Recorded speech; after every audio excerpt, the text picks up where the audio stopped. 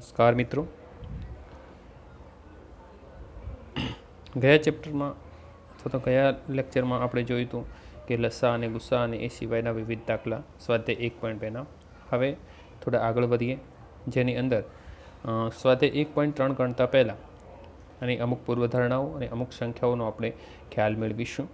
જેમાં સૌપ્રથમ આપણે અસમ્ય સંખ્યા વિશે ભણી ગયા હતા, સમજાવ્યું હતું કે અસમ્ય સંખ્યા કોને કહી શકાય. તો ફરી પાછું એનું પુનરાવર્તન કરીએ કે અસમ્ય સંખ્યાની વ્યાખ્યા જોઈએ તો જે સંખ્યાને પૂર્ણાંક પી અને શૂન્યેતર પૂર્ણાંક ક્યુ માટે પી અપોન ક્યુ, પી ભાગ્યા ક્યુ સ્વરૂપમાં લખી ન શકાય એવી તમામ સંખ્યાઓને અસમ્ય સંખ્યાઓ કહેવામાં આવે છે. અસમ્ય સંખ્યાઓને મિત્રો આપણે જાણીએ છીએ કે એસ દ્વારા દર્શાવ્યો હતો. આપણે આગળના પુનરાવર્તન ભાગ એટલે કે જે પુનરાવર્તન કર્યું હતું એની અંદર આ સંખ્યાઓ વિશે આપણે જાણ મેળવી હતી. એના ઉદાહરણ જોઈએ તો √2, √3, પાઈ, 0.101000 એટલે કે સતત જે એવી સંખ્યાઓ કે જે અનંત અનાવૃત હોય એવી તમામ સંખ્યાઓને આપણે અસમ્ય સંખ્યાઓની અંદર મૂકીએ છીએ, જેની આપણે પૂર્વે ખ્યાલ મેળવ્યો હતો. એ સિવાય બીજો મુદ્દો જોઈએ કે જો પી અવિભાજ્ય સંખ્યા હોય, કોઈ અવિભાજ્ય સંખ્યા હોય અને જો એનું વર્ગમૂળ લેવામાં આવે તો એ સંખ્યા પણ અસમ્ય છે. આપણે જોઈ શકીએ છીએ મિત્રો, 2 એ અવિભાજ્ય સંખ્યા છે તો એનું વર્ગમૂળ અસમ્ય, 3 એ અવિભાજ્ય સંખ્યા છે તો એનું વર્ગમૂળ પણ અસમ્ય મળે છે. ત્રીજા નંબરની કોઈક સંકલ્પના જોઈએ કે જો એ સમય સંખ્યા હોય, એ સમય સંખ્યા હોય તથા એવી કોઈ સંખ્યા બી કે જેનું વર્ગમૂળ એ શૂન્યેતર અસમ્ય સંખ્યા હોય. એ જો સમય સંખ્યા હોય અને કોઈક એવી બીજી સંખ્યા કે જેનું વર્ગમૂળ શૂન્યેતર અસમ્ય એટલે કે શૂન્ય સિવાયનું અસમ્ય સંખ્યા મળે તો આ જે અસમ્ય સંખ્યાની એ જોડેની સાદી ક્રિયાવિધિ એટલે કે સરવાળો, બાદબાકી, ગુણાકાર કે ભાગાકાર કરતો એ મળતી બધી જ સંખ્યાઓ અસમ્ય સંખ્યા બની જાય છે. એટલે કે એ પૂર્ણાંક કોઈ બી સમય સંખ્યા હોઈ શકે, એના જોડે અસમ્ય સંખ્યાની કોઈ પણ સાદી ક્રિયાવિધિ કરતાં એ સંખ્યા અસમ્ય. જે ઉદાહરણ તરીકે જોઈએ, 5 એ સમય સંખ્યા છે પરંતુ √3 એ અસમ્ય સંખ્યા છે. તો આના જોડે 5 પૂર્ણાંક જોડે બાદબાકી કરતાં, સરવાળો કરતાં, ગુણાકાર કરતાં કે ભાગાકાર કરતાં આપણને અસમ્ય સંખ્યા જ મળે છે. જો મિત્રો, સ્વાધ્યાય 1.3ના દાખલા ગણતા પહેલાં એક પ્રમેય સમજવું આપણા માટે બહુ જ અગત્યનો છે. પ્રમેય 1.3 એવું કહે છે કે કોઈક પી એક અવિભાજ્ય સંખ્યા છે અને ધન પૂર્ણાંક એ માટે કોઈક એક સંખ્યા એ ધન પૂર્ણાંક છે. આ ધન પૂર્ણાંક એનો જો વર્ગ લેવામાં આવે અને એને જો પી વડે ભાગી શકાય એટલે કે પી વડે વિભાજ્ય હોય તો એ પણ પી વડે વિભાજ્ય છે. આ પ્રમેય 1.3 છે. આગળના 1.3ના સ્વાધ્યાય 1.3ના દાખલા ગણવા માટે ખૂબ જ અગત્યનો છે. ફરી એકવાર પુનરાવર્તન કરીશું. પ્રમેય 1.3 શું કહે છે કે પી એક અવિભાજ્ય સંખ્યા હોય અને બીજી કોઈ સંખ્યા એટલે કે એ ધન પૂર્ણાંક હોય તો એ સ્ક્વેરને જો પી વડે ભાગી શકાતા હોય તો એ સ્ક્વેરનું વર્ગમૂળ એટલે કે એ ને પણ પી વડે ભાગી શકાય છે. પ્રમેયને એક ઉદાહરણ લઈને સમજીએ. જો પી બરાબર 3 લઈએ કે જે અસમ્ય સંખ્યા છે, જેનું અને એ સ્ક્વેર બરાબર જો 36 લઈએ, કોઈ પણ સંખ્યા આપણે લઈ શકીએ, એનું વર્ગમૂળ મળતી હોય એવી કોઈ પણ સંખ્યા આપણે ધારી, તો અહીં એ સ્ક્વેરને પી વડે ભાગીએ એટલે કે 36ને 3 વડે ભાગતા બહાર મળે છે.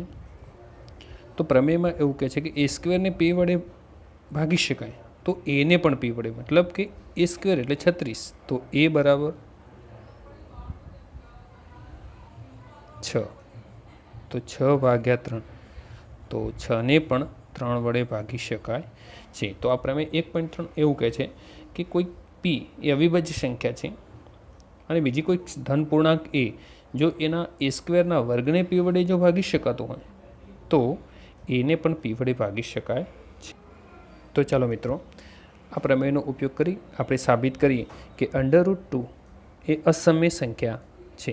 જે પ્રમેય 1.3નો આપણે ઉપયોગ કરવાનો છે.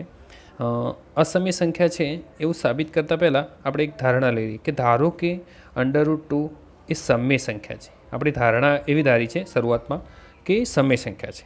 અને આપણે મિત્રો જાણીએ છીએ કે જો કોઈ સંખ્યા સમય હોય તો એને P/Q ના સ્વરૂપે લખી શકાય, જ્યાં Q એ 0 નથી. એવી આપણે સમય સંખ્યાઓની વ્યાખ્યામાં શીખી ગયા. ક્યારેક P/Q સમય સંખ્યા લખીએ પણ P અને Q વિભાજ્ય સ્વરૂપે પણ હોઈ શકે.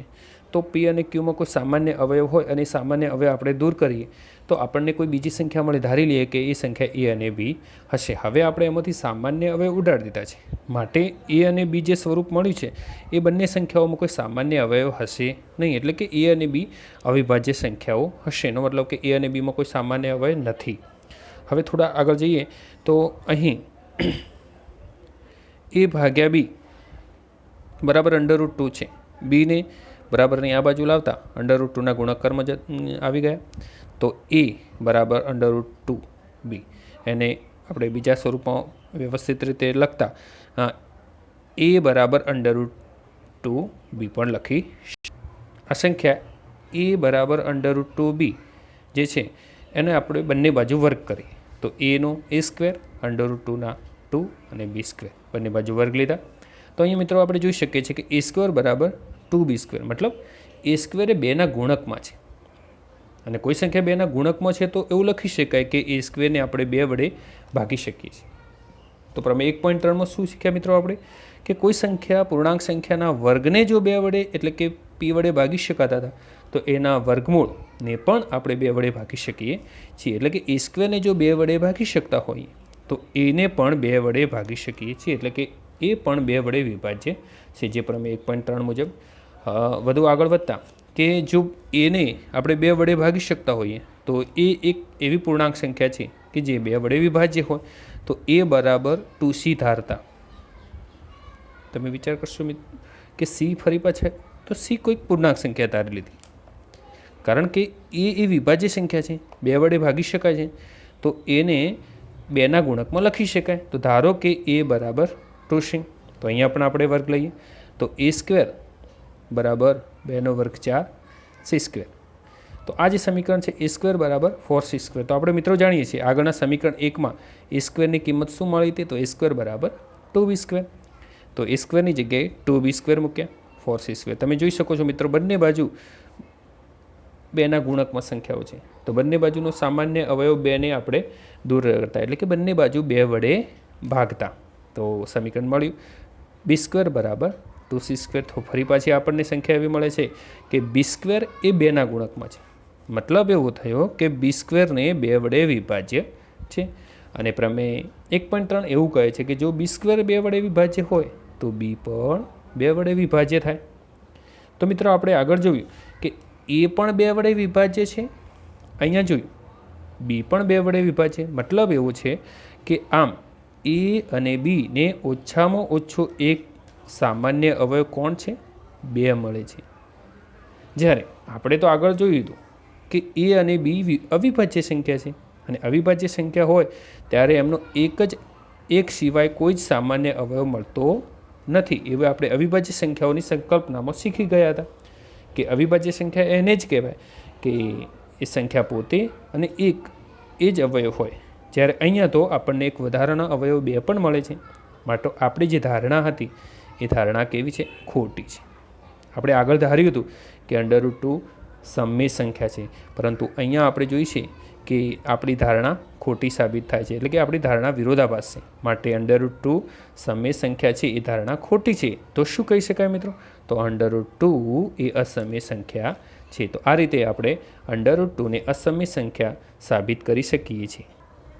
મિત્રો હવે સ્વાધ્યાય 1.3 એમાં પણ આપણે અસમય સંખ્યા છે એવું સાબિત કરીશું. તો દાખલા નંબર 2 એવું કહે છે કે સાબિત કરો કે 3 + 2√5 એ અસમય સંખ્યા છે. તો સૌપ્રથમ તો આપણે આપેલ સંખ્યાને સમય ધારી લઈએ કે 3 + 2√5 એ સમય છે. અને સમય હોય એટલે મિત્રો આપણે જાણીએ છીએ કે એને A/B સ્વરૂપમાં દર્શાવી શકાય. અને A/B એ કેવી સંખ્યાઓ હશે? અવિભાજ્ય પૂર્ણાંક હશે। તો અહીં 3 એ આ બાજુ પ્લસમાં છે એટલે કે સરવાળામાં છે, બરાબરની આ બાજુ જો લઈ જઈશું તો બાદબાકી થઈ જશે, માઇનસ થઈ જશે। તો 2√5 બરાબર a/b -3। તો 2√5 અહીં લસા લેતા બીનો અહીંયા ગુણાકારમાં જતા રહેશે તો a - 3b ભાગ્યા b, તો b લસા લીધો। હવે આગળ અહીંયા √5ના ગુણકમાં 2 છે તો 2ને ગુણાકારમાં હોવાથી બરાબરની આ બાજુ લેતા એ ભાગાકારમાં જશે તો બીના જોડે 2 આવી ગયા, તો √5 a - 3b/2। તો મિત્રો આપણે જોયું કે અહીં a અને b એ પૂર્ણાંક સંખ્યાઓ છે અને જો પૂર્ણાંકને અંશ અને છેદમાં દર્શાવી છે તો એનો મતલબ એ થયો કે એ સમય સંખ્યા છે। પરંતુ આપણે જોયું કે આના બરાબર આ સંખ્યા a - 3b/2b એના બરાબર √5 છે, તો એનો મતલબ એ થયું કે √5 પણ સમય સંખ્યા હોવી જોઈએ, એટલે કે આ સંખ્યા જો સમય હોય તો એના બરાબર √5 છે તો એ પણ સમય થવી જોઈએ। પરંતુ √5 તો આપણે જાણીએ છીએ મિત્રો કે અવિભાજ્ય સંખ્યાનું વર્ગમૂળ મળતું નથી અને આવી અવિભાજ્ય સંખ્યાઓના વર્ગમૂળ એ તો સમય છે, એ આપણે અસમય સંખ્યાઓની સંકલ્પના અને એની વ્યાખ્યામાં જોઈ ગયા। તો એનો મતલબ √5 જો અસમય હોય તો એના બરાબર √5 જો અસમય સંખ્યા હોય તો એના બરાબર રહેલા a - 3b ભાગ્યા 2b એ પણ અસમય થાય। મતલબ આપણી ધારણાની અંદર વિરોધાભાસ ઊભો થાય છે। આપણે ધાર્યું હતું કે જે આપેલ સંખ્યા છે એ સમય છે, પરંતુ અહીંયા વિરોધાભાસ થવાથી આપણી ધારણા ખોટી છે। મતલબ એવો થયો કે 3 + 2√5 એ અસમય સંખ્યા છે। તો આગળ મિત્રો આવા જ એક દાખલાનું વધુ એક પુનરાવર્તન કરીશું। 1/√2 એ અસમય સંખ્યા છે એવું સાબિત કરો। તો સાબિતી આપણે ધારણા લઈશું કે 1/√2 એ સમય સંખ્યા છે અને મિત્રો આપણે આગળના દાખલામાં શીખ્યા એમ કે જો કોઈ સંખ્યા સમય હોય તો એને a/b સ્વરૂપમાં દર્શાવી શકાય અને અહીં a અને b એ પરસ્પર અવિભાજ્ય પૂર્ણાંક હશે। આ સંખ્યા ધારેલી સંખ્યાને બંને બાજુ વર્ગ લઈશું તો 1/√2નો વર્ગ 1/2 અને a/b તો a²/b², એટલે કે બંને બાજુ વર્ગ લીધા। તો અહીં b² ક્રોસ ગુણાકાર કરીશું તો b² અને 2a² જોડે જશે, માટે b² બરાબર 2a², જેને આપણે સમીકરણ નંબર 1 આપીશું। તો અહીંયા જોઈ શકીએ છીએ મિત્રો કે b² એ 2 વડે વિભાજ્ય છે, મતલબ કે b² એ 2ના ગુણકમાં હોઈ શકે, માટે 2 વડે વિભાજ્ય છે। જો b² 2 વડે વિભાજ્ય હશે તો પ્રમેય 1.3 એવું કહે છે કે જો b² 2 વડે વિભાજ્ય હશે તો bને પણ 2 વડે ભાગી શકાય છે અને bને 2 વડે ભાગી શકાય છે તો b બરાબર કોઈ 2ના ગુણકમાં લખી શકાય, એટલે b બરાબર 2c, જ્યાં c કોઈ પૂર્ણાંક સંખ્યા છે, કારણ કે b એ 2ના ગુણકમાં છે, માટે b બરાબર 2c લઈ શકાય। તો અહીં આપણે બંને બાજુ વર્ગ લેતા તો b² બરાબર 2નો વર્ગ 4 અને c², તો બંને બાજુ વર્ગ લીધા પછી હવે આપણે જાણીએ છીએ કે b² ની કિંમત શું હતી। સમીકરણ 1માં આપણે જાણીએ છીએ કે b² બરાબર 2a², તો b² ની જગ્યાએ 2a² મૂક્યા।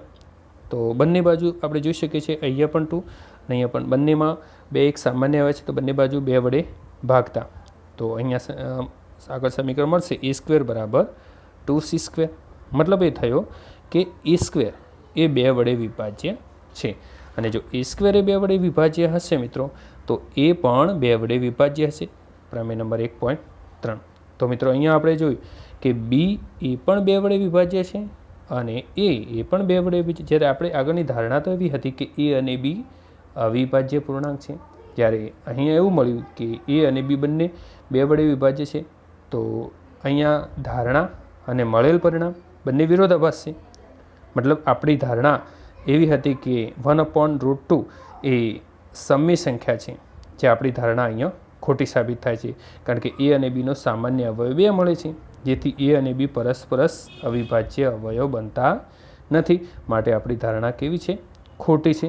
માટે કહી શકાય કે 1/√2 એ અસમય સંખ્યા છે। તો આ રીતના દાખલા સ્વાધ્યાય 1.3ની અંદર અસમય સંખ્યા સાબિત કરવાના દાખલા હતા મિત્રો। આ રીતે વધુ દાખલા પણ આપણે આગળ ગણી શકીએ છીએ। નમસ્કાર, આવજો।